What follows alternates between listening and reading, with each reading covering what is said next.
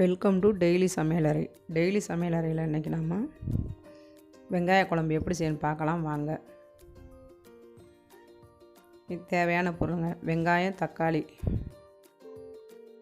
புளி கரைச்சி வச்சுருக்கேன். ஒரு நெல்லிக்காய் சைஸ் எடுத்து கரைச்சி இந்த மாதிரி வச்சுருக்கேன்.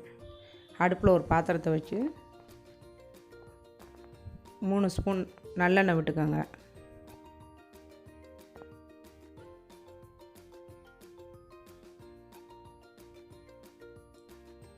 எண்ணெய் சூடானதும் 1 ஸ்பூன் கடுகு, 1/2 ஸ்பூன் ஜீரகம், வெந்தயம் 1/2 ஸ்பூனுங்க. இது நல்லா பொரியட்டுங்க. கொஞ்சம் கருவேப்பிலை பொரிஞ்சதும் தோல் உரித்து வச்ச வெங்காயம், சின்ன வெங்காயம் போட்டால் தாங்க இதுக்கு நல்லாயிருக்கும். ஒரு 150 கிராம் நான் தோல் உரித்து இந்த மாதிரி வச்சுருக்கேன். பொடியாக இருக்க வாசி நான் கட் பண்ணாமல் போடுறேன். கொஞ்சம் பெருசாக இருந்தால் நீங்கள் 2ஆக கட் பண்ணிக்கோங்க. இதை நல்லா வதக்கிக்கோங்க.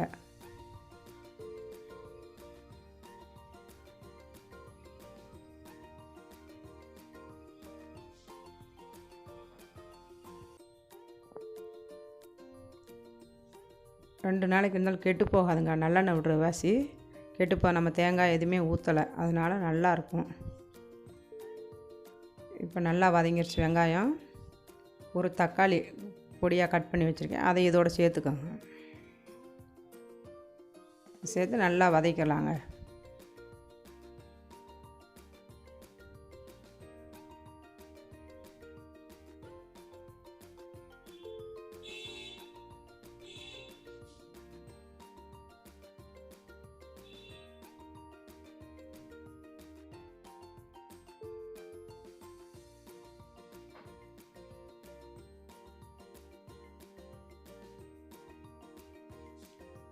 உப்பு கொஞ்சமாக போட்டுக்கலாங்க. போட்டு அதையும் சேர்த்து நல்லா வதக்கிடலாம்.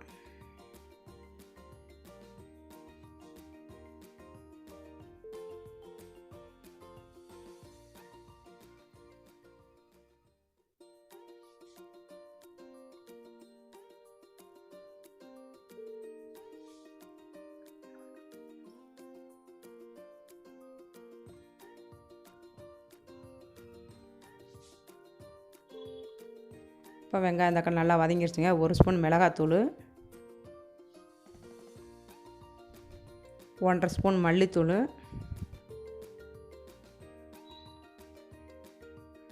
குழம்பு மிளகாத்தூள் 1 ஸ்பூனுங்க. 3ஐயும் சேர்த்து போட்டு நல்லா மசாலா அதோடு சேர்கிற மாதிரி நல்லா வதக்கிடலாங்க. இது எல்லாமே வீட்டு மசாலா தாங்க, கடையில் வாங்கினது இல்லை. இது மசாலா அரைக்கிறது இன்னொரு வீடியோ நான் போடுறேங்க. நெல்லிக்காய் சைஸ் எடுத்து புளி கரைச்சி வச்சுருக்கேங்க, அதை இதோடு சேர்த்துக்கலாம். மசாலா பச்சை வாசனை போனதும் எல்லாத்தையும் சேர்த்து நல்லா கலந்து விட்டுக்கோங்க.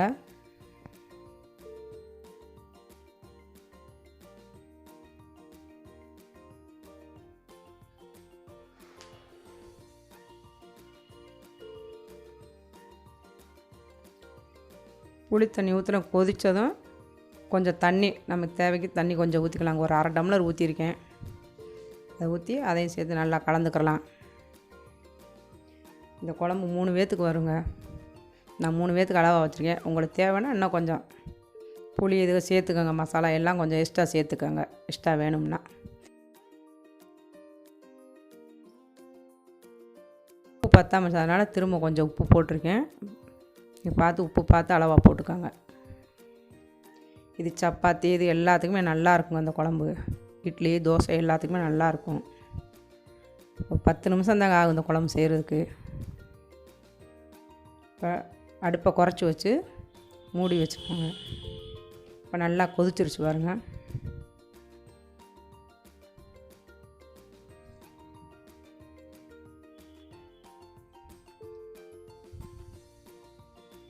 ஓரளவுக்கு நல்லா புளி தண்ணி எல்லாம் சேர்ந்து ஊற்றின தண்ணி வற்றிருச்சுங்க கொஞ்சம்.